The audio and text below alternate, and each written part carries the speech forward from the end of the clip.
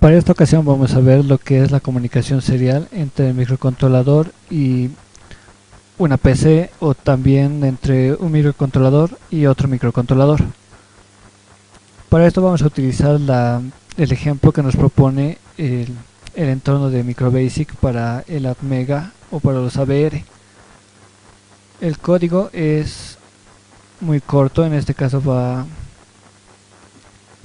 trabajar directamente con una PC en el cual tiene un puerto común RS232, pero funciona a otro nivel de tensión, por lo cual necesitamos de un conversor MAX232 para poder comunicarnos entre la computadora y el microcontrolador.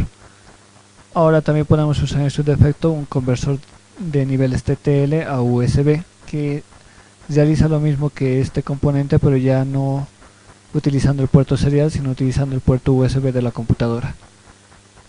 Vamos a explicar un poco el código. Declaramos aquí una variable de tipo byte, puesto que son 8 bits los que transmite por el puerto serial. Inicializamos la comunicación. Debería ser de 9600 voltios por segundo, pero según la frecuencia del reloj que se utilice, entonces la hoja de datos también te propone que coloquemos este nivel de rango o de bitrate. Otra cosa que tenemos que tener muy en cuenta es que al tratarse de comunicaciones siempre tenemos que tener habilitado o bien configurado lo que son el uso de los cristales resonadores o el cristal de reloj externo, ya que es una comunicación que tiene que tener tiempos determinados, entonces es mejor que no existan retrasos o fallas en la comunicación. Esperamos un pequeño tiempo de 100 milisegundos y comienza nuestra rutina preguntando si hay un dato recibido.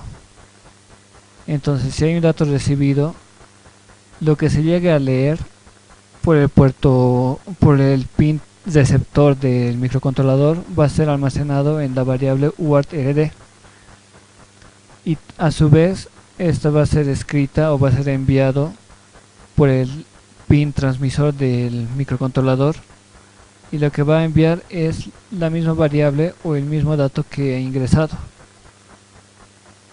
Vamos a ver su funcionamiento. El microcontrolador en este momento no cuenta con nada más que la conexión con el virtualizador del puerto serial entre el receptor. Solamente por motivo de simulación está conectado el receptor con el transmisor y el transmisor con el transmisor, digo el receptor con el receptor de la comunicación y el transmisor con el transmisor, pero físicamente se tiene que hacer a la inversa. El transmisor tiene que ir al receptor y el receptor al transmisor. Ahora, yo tengo internamente en esta computadora virtualizados dos puertos, que son el puerto COM3 y el puerto COM4. Vamos a utilizar la terminal user de MicroBasic,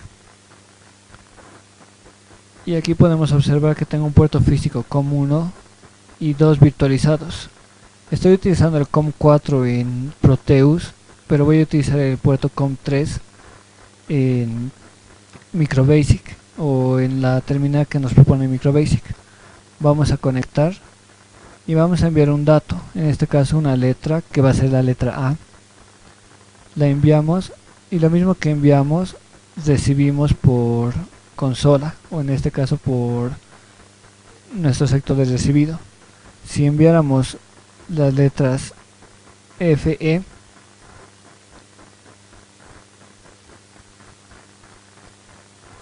entonces también vamos recibiendo esto.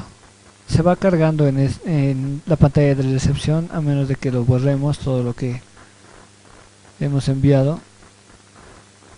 Vamos a proceder a desconectar y mostrar un poco las configuraciones del COMPIM, algo que debí mostrarles en un principio, pero también no es algo que se llegue a perder. Este componente es el COMPIM, que tiene la siguiente configuración. Los puertos que va a utilizar En este caso, como tiene solamente 4, por eso yo virtualicé los puertos 3 y 4 y estoy utilizando el COM4. El baud rate de 9600 baurios, tanto como física como virtualmente, para no causarme confusión.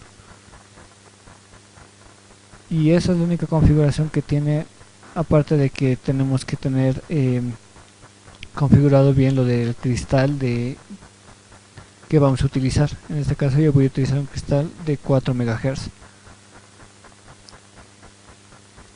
Con eso espero que haya quedado bien claro lo de la comunicación entre la computadora y el microcontrolador. Ahora voy a explicarles la comunicación entre los microcontroladores. Utilizando el mismo protocolo o la misma librería de transmisión y recepción, vamos a hacer que se encienda este LED presionando un botón de un microcontrolador que va a ser como el microcontrolador transmisor y otro como el microcontrolador receptor. Como ya les expliqué antes, el receptor tiene que ir al transmisor, así como el receptor del otro microcontrolador tiene que ir con el transmisor. Vamos a ubicar bien esta pantalla y vamos a proceder a la simulación, en la cual si yo presiono este primer botón o el primer pin, voy a proceder a encender el LED, y si presiono este botón, entonces voy a proceder a apagarlo. Si vuelvo a presionar el botón, entonces le estoy dando sigue las órdenes o las instrucciones de que se apague, pero como ya está apagado, entonces no se puede visualizar nada. Asimismo, como si llegara a presionar este botón varias veces, entonces esto llega a encenderse. Voy a explicarles un poco la parte de los programas.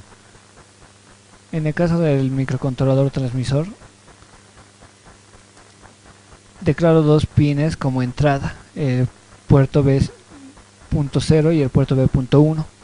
Lo mismo al inicializar la librería de comunicación serial. Y aquí en la rutina hago una pregunta de que si has presionado el pin B.0, o sea, si llega a 0, entonces que escriba la letra A, que espere un pequeño tiempo. Esto es por motivo de el rebote, ya que no sabemos cuánto tiempo va a estar presionado, por lo menos está bien con unos 200 milisegundos de retardo. Caso contrario de que si no has presionado el puerto B.0, entonces si has presionado el puerto B.1, entonces que envíe la letra B.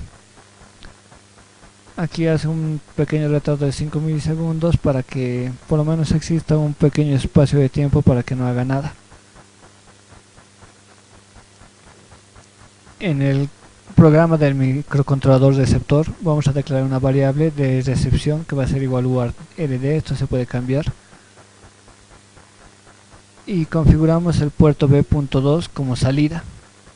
Inicializamos la librería de comunicación serial y aquí hacemos la misma pregunta que en el caso con la computadora. Si existe algún dato, entonces este dato que va a ser leído que se guarde en la variable UARTRD. Preguntamos entonces si la variable que hemos recibido es igual a la letra A, entonces que el puerto B.0, digo punto 2, pase a estado alto. Caso contrario, si la variable de recepción es igual a la letra B, entonces que el puerto B.2 pase a estado bajo, y es lo que hacía en la simulación o en el ejemplo demostrativo que ya les indiqué.